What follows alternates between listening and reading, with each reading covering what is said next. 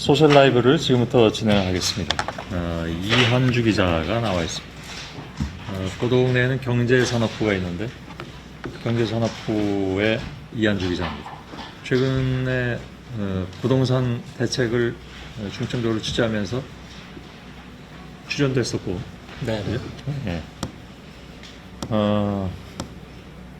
부동산 대책은 교육 대책만큼 어려운 것 같긴 합니다. 답도 별로 없는 것 같고.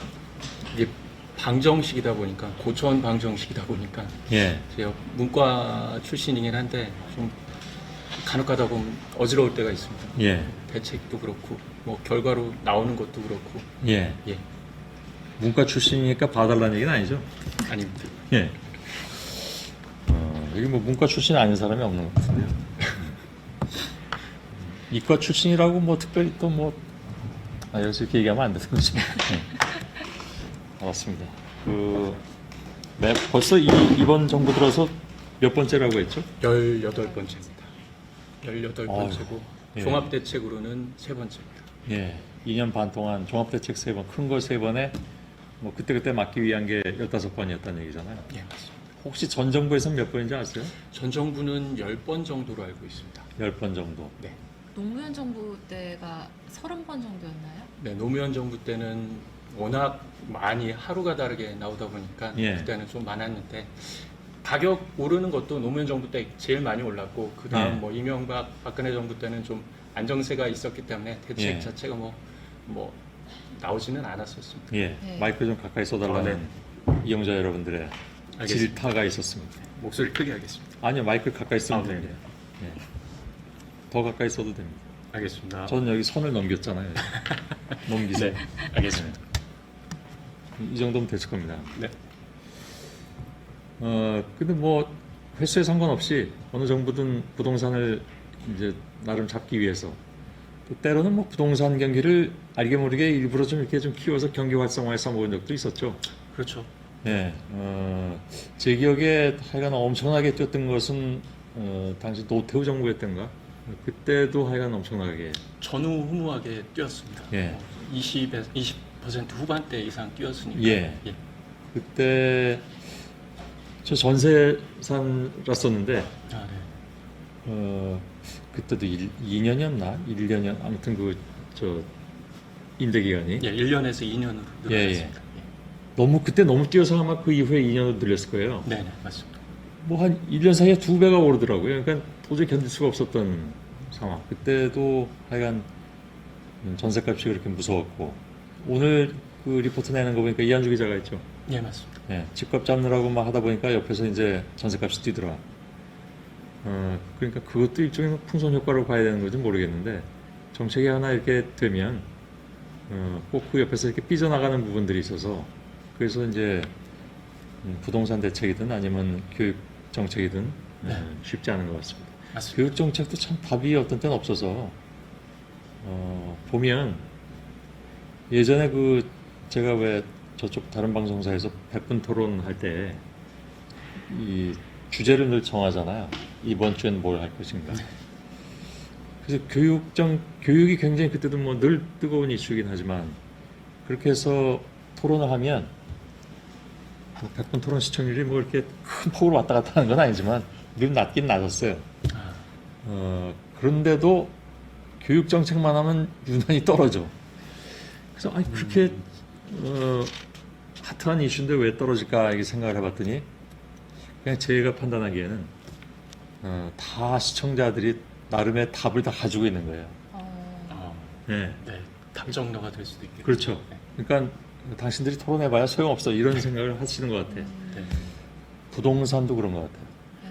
어떻게 교육도 보면 또 부동산이랑 연계돼 있어서 이번에 정시 확대 그렇죠. 때문에 요즘 뭐 강남 어디 파락군 쪽이 뭐 난리라며요. 예, 달립니다. 예, 뭐 평당 1억이 확확 넘어갔다고 뭐 맞습니다. 그런 얘기들 하는데 그럴수록 이제 또 상대적으로 박탈감 느끼는 사람들이 많아질 수밖에 없는 거고 그 두 개가 사실 맞물려가면서 답이 없는 그런 상황인 것 같습니다.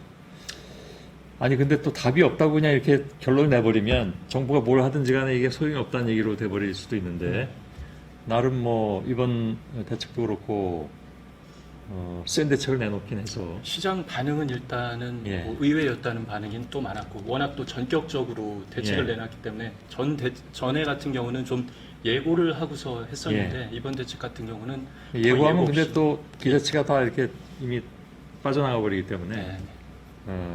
그런 뭐 부작용도 있겠죠, 그죠? 예. 그렇습니다. 안나경 씨는 이거 개인적인 건 여쭤보지 않도록 하고. 예. 왜 이렇게 입이 이렇게 삐죽됩니까? 기분이 아니, 나쁘다. 직감만 얘기하면 예.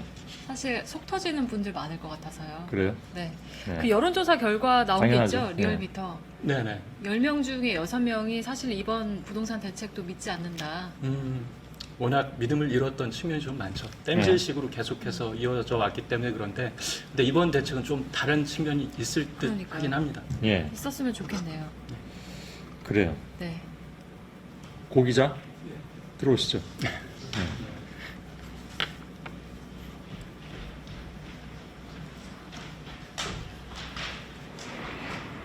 예. 수고하셨습니다. 예. 잘 부탁하고 갑니다. 예.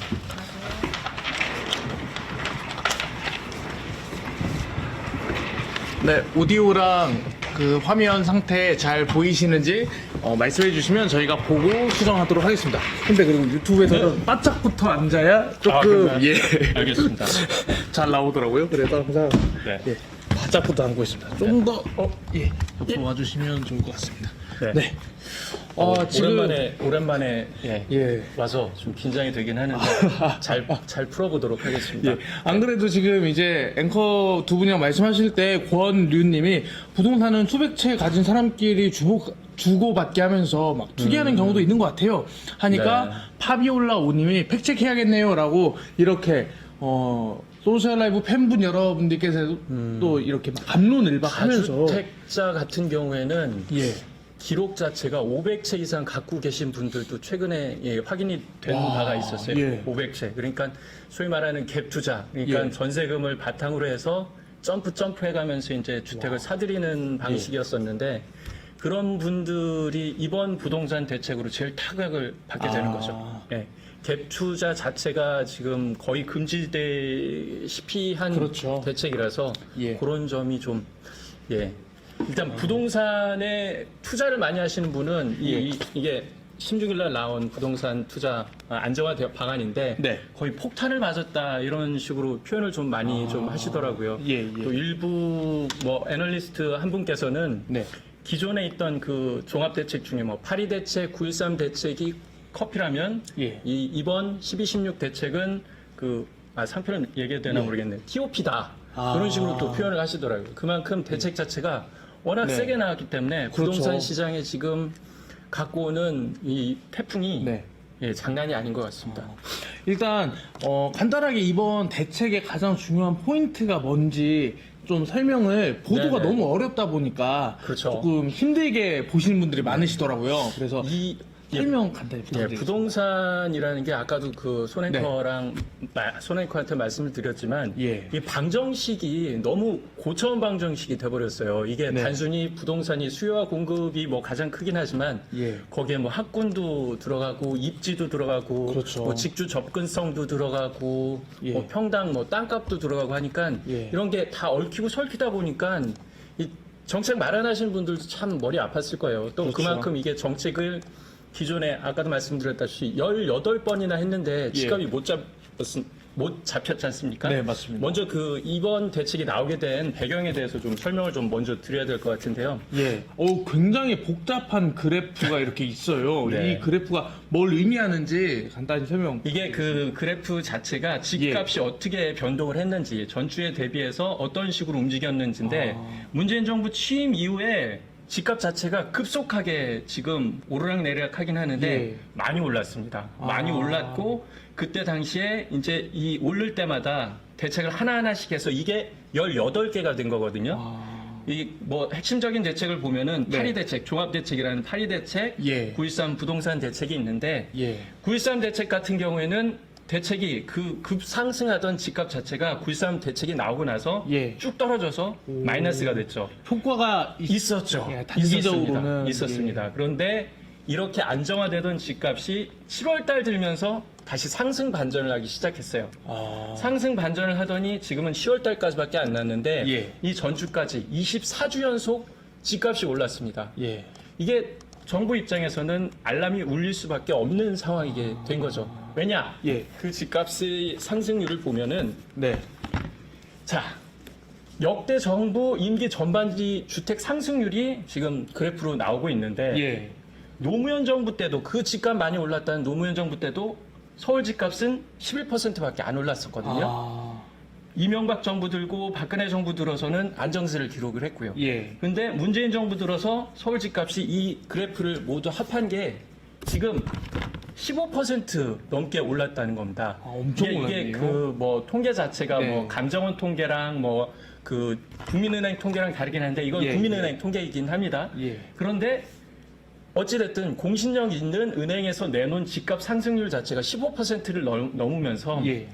이제 그 정부에서는 알람이 울리게 된 거죠. 이대로 예. 집값 놔두게 되면은 폭등 수준, 그러니까 그 단순히 오르는 수준을 넘어서 폭등이 되고 예. 거기에 있어서 후폭풍을 감당할 수 없기 때문에 예. 전격적으로 이번에 이 1216 대책을 내놓게 된 겁니다. 지금 코도쿠나님이 투기 나쁜 사람들 이렇게 또 말씀해 주셨고요. 마실님이 또 유튜브에서 갭 투자들 없애버리면 집값 잡힌다 이런 의견을 또 내주시기도 했습니다. 네네. 예, 좀 갭 투자 같은 얘기도 굉장히 많이 나오고 있는데요. 이번 대책으로 인해서 그런 갭 투자, 다주택자들의 갭 투자를 잡을 수 있는지 이 질문도 인터넷에서 굉장히 많이 나왔어요.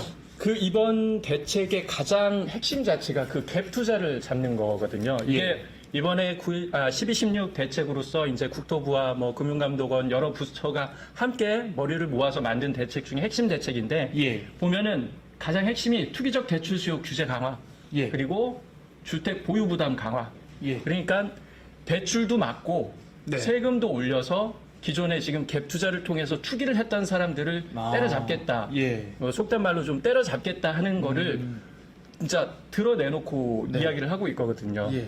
이거 자체가 중요한 게 이유가 뭐냐면은 갭 투자를 할 수 있었던 배경 자체도 좀 보긴 해야 되는데 예. 유동자금이라고 있습니다. 그러니까 단순히 그러니까 현금이랑 예. M1과 M2가 있는데 유동자금이라고 해서 언제든지 은행에서 뺏을 수 있는 자금. 네. 그만큼 그런 자금 자체가 너무 지금 많이 흘러나오고 있거든요. 예. 유동성 자금이라고 하는데 그 자금 자체가 우리나라 증시 자체가 박스권에 머물고 뭐 은행에 돈 맡겨봤자 얼마 안 나오다 보니까 나오지도 않죠. 예, 그래서 맞습니다. 금리 자체가 워낙 낮게 되다 보니까 네. 돈이 시중에 계속 풀리고 있는 거예요. 네. 그 풀리고 있는 돈 자체가 부동산 쪽으로 들어가니까 지금 이렇게 갭 투자를 하시는 분들도 나오고 부동산 쪽에서 이제 폭등 현상이 일어났는데 이번 대책 중에 가장 큰 핵심 자체가 그런 유동성을 막아버리겠다. 아. 그러니까 대출 자체, 집을 살 때 보면은 네. 현금을 다 주고 사시는 경우는 거의 없거든요. 그렇죠. 네. 엄청 부자가 아니고서는 그렇죠. 사실상 전세를 끼고 사거나 아니면 네. 은행에 돈을 빌려서 사는 경우가 있는데 네. 이번 대책 중에 핵심 자체는 그 시가 9억 원 초과하는 LTV 그러니까 그러니까 집값 대비 돈을 얼만큼 빌릴 수 있느냐를 말하는 건데 시가 9억 원 초과하는 주택 같은 경우에는 기존에는 40%만 빌릴 수 있었거든요. 예. 근데 9억이 넘으면은 9억이 넘는 금액에 대해서는 20% 절반을 예. 쫙 잘라버렸습니다. 예. 더한 게 뭐냐? 15억 원. 예. 뭐 집값 15억 원 하면은 좀 감이 안 오는 측면 좀 예. 내놓고 이야기도 할 수 있을 것 같습니다. 예. 15억 원이 하면은 좀 감이 안 오는 측면이 있긴 한데. 본 적도 없고 만져본 적 없는 돈이라서요. 그렇죠. 예. 근데 강남 같은 경우에는 예. 15억 원이 넘는 주택 자체가 예. 세 채 중에 두 채 꼴입니다. 아, 네. 그러면 저희가 되게 구석이 아닌 이상 눈에 보이는 집들은 다 한강변에 있는 집들 자체는 무조건 뭐 15억 세상에. 넘었다고 보면 될 것 예. 같고요. 그런 집 같은 경우에는 대출 자체를 아예 금지를 시키겠다는 거거든요. 아. 근데 이번 대책과 관련해서 아까 뭐 이갈 기자도 팩트 체커를 맞습니다. 통해서 이야기를 했지만 이게 서민들의 집을 사는 거를 막겠다는 게 아닙니다. 그러니까 예. 여기에서도 좀 방정식이 들어가는데 예. 이번 1216 대책의 가장 큰 핵심은 어떻게 보면 강남에 집 사지 마라 예. 강남에서 집 팔 생각, 집 살 생각 하지 마라라는 게 핵심이거든요. 강남 자체가 어떻게 보면 그들만의 리그가 돼버리다 보니까 예. 우리가 상상하는 집 가격을 넘어선 가격들이 워낙 많이 그렇죠. 나오고 있죠. 그러니까 한강변에 있는 아까 말씀드렸다시피 평당 1억 원이 넘는 집값도 한강변, 그렇죠. 강남 서초에 있는 그쪽 방배 쪽 반- 그쪽에서 지금 오. 나오고 있거든요. 예.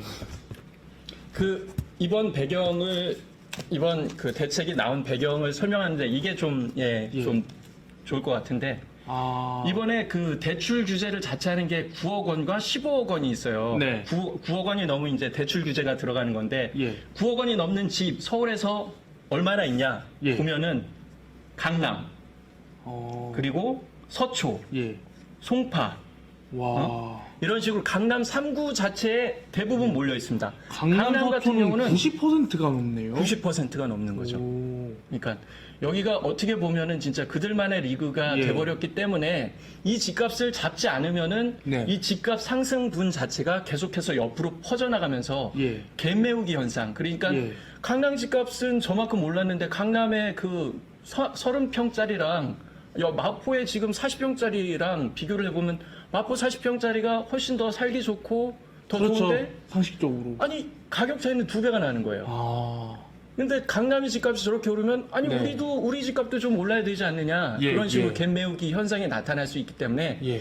강남 집값을 잡아야 된다는 사명 자체가 정부에는 있던 거죠. 아. 그렇기 때문에 강남 집값을 대상으로 해서 예. LTV 규제, 대출 규제 들어갔고 예. 그리고 또 뭐 전세 규제 또 들어가고 여러 가지 규제가 지금 복합적으로 좀 작용을 하고 있는 상황입니다. 예, 지금 유튜브에서 댓글이 쭉 나오고 있는데요. 아, 모카빵님이 기자님 자료 준비를 많이 하셔서 참 이해가 쏙쏙 된다고 이런 말씀을 또 네, 해주셨습니다. 감사합니다. 그리고 윤준최님이 어지간한 동네 미니 빌딩보다도 비싼 집값이 말이 되느냐 이렇게 그렇죠. 해주셨어요. 그리고 이제 또 나왔던 게 페이스북에서 김영중님이 그럼 500채 가진 사람들에게는 진짜로 이번 대책이 효과가 있을 것인가? 라는 얘기를 해주셨거든요. 이 대출을 죄는 거와 한편으로 이게 오른손이라면은 왼손에서는 더 큰 그에 따르는 대책 자체가 보유세를 높이는 거거든요. 맞습니다. 최근에 뉴스에서 뭐 종부세 논란 뭐 해서 계속 나오고 있는데 예. 집을 여러 채 가진 사람은 그만큼 세금을 많이 매기겠다. 예. 높은 세금을 매기겠다. 팔아라라는 거 시그널을 정부에서 예. 계속 주고 있거든요.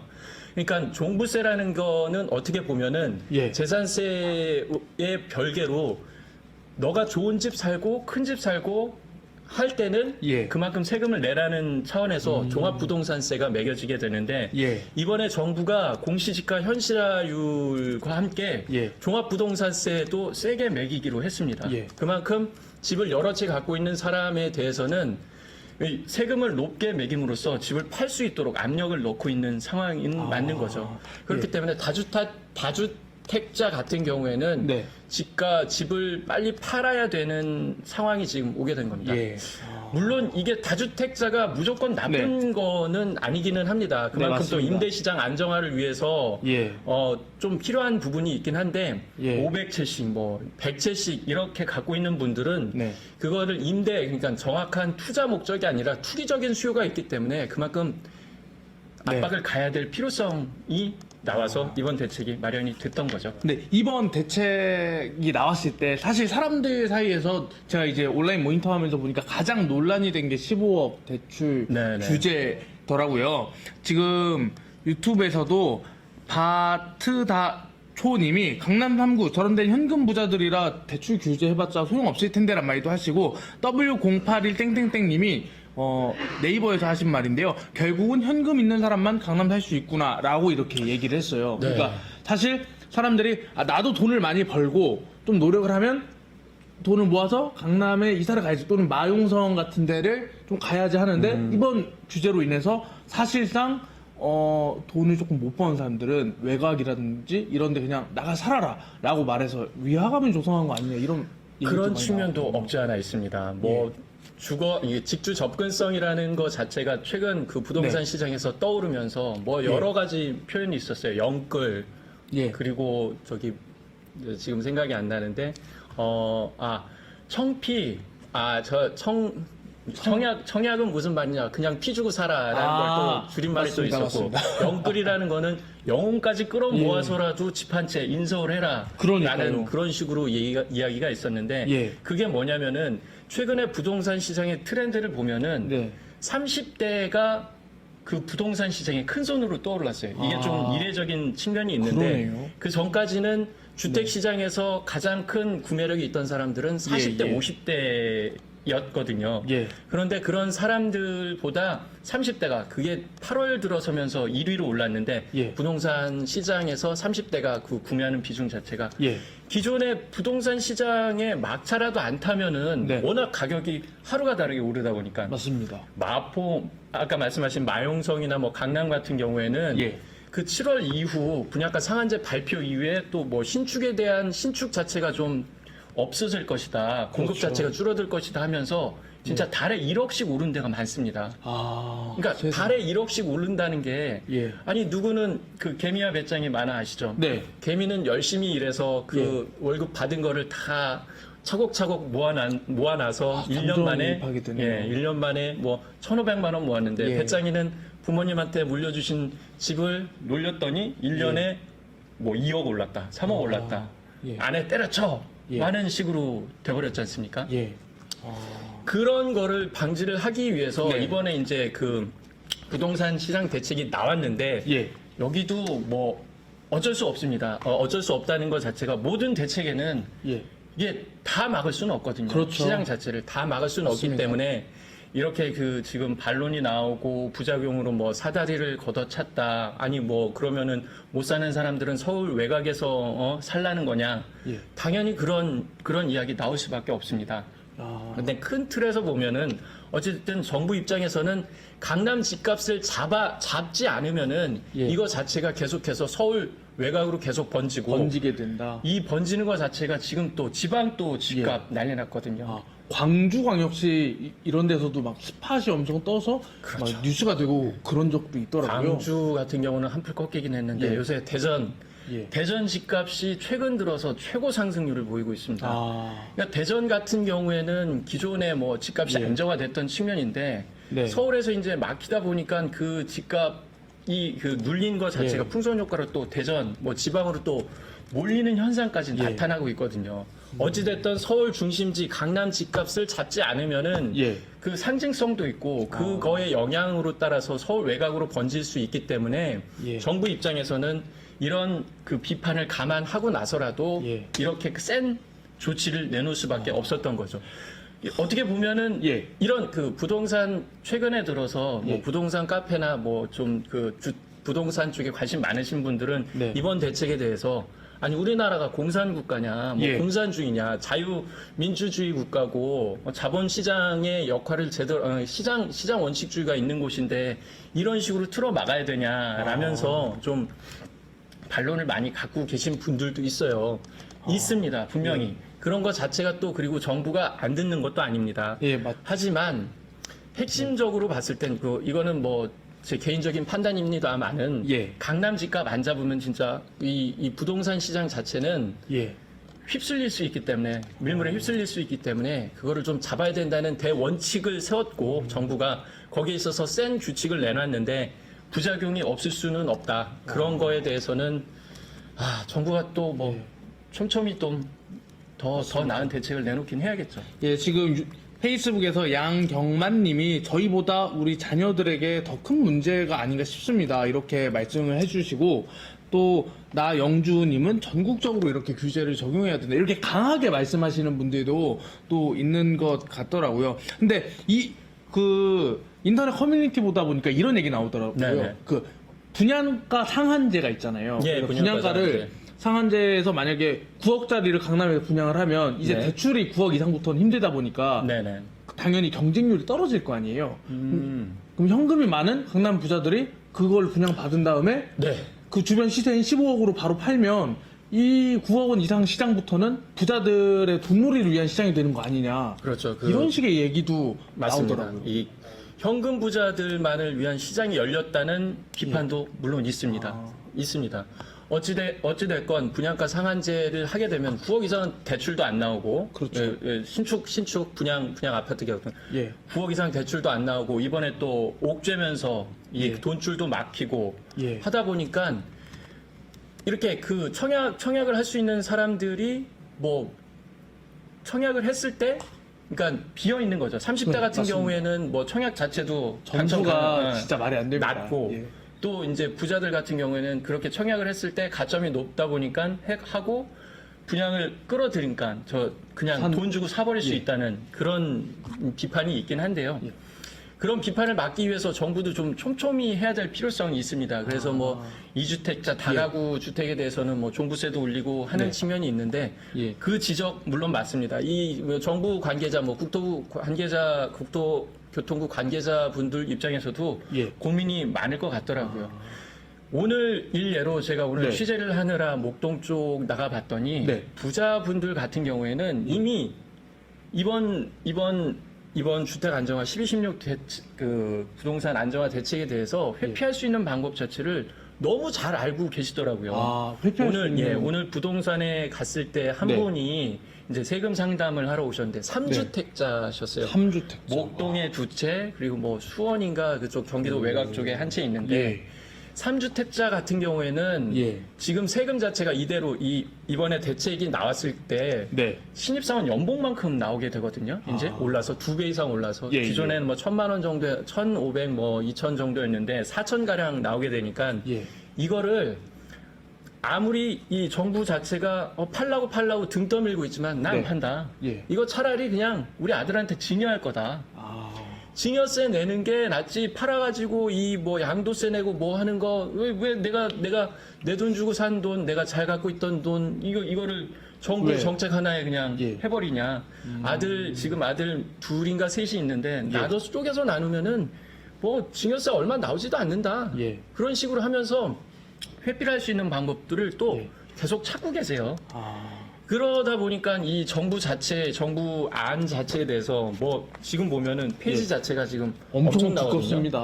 예. 엄청난 겁니다. 공부를 해야 기존에 돼요. 뭐 18번, 19번 대책 나올 때 보면은 네. 이런 식으로 나오진 않았어요. 뭐 5페이지, 4페이지 하면서 뭐 그렇죠. 정책 자체의 핵심이 들어갔겠지만 예. 진짜 꼼꼼히 하고 그물 팍 펼쳐가지고 빠져나갈 구멍 다 잡는다고 했지만 예. 이런 식으로 또 빠져나가는 게 있거든요. 예. 그런 거를 막는 게 정부의 역할이고 또 그 형평성 자체를 예. 봤을 때도 예. 사다리 걷어찬다는 얘기가 안 나올 수 있도록 맞습니다. 30대, 40대 무주택자에게도 좀 주택을 구매할 수 있는 이런 구멍 자체는 좀 열어줘야 된다는 이런 지적도 많이 나오고 있습니다. 사실 부동산 이슈가 약간 논리보다는 감성을 건드리는 영역이 많잖아요. 그래서 그렇죠. 보는 사람들이 청와대나 이런 고위공직자들은 이미 올라타 놓고 이제 사다리 걷어차기 한다 이런 얘기들이 많은데 아마 팩트체크 보셔서 아시겠지만 그런 부분들이 사실이라고 볼 수 없음에도 불구하고 사실 이렇게 약간 마음을 건드리는 측면이 있는 것 같습니다. 그리고 마지막으로 오늘 네. 근데 진짜 이슈다 보니까 진짜 많이 보세요. 오늘 이 시간대 계신 분들보다 월등히 많은데 저는 개인적으로 오늘 선배 보도가 제일 궁금했거든요.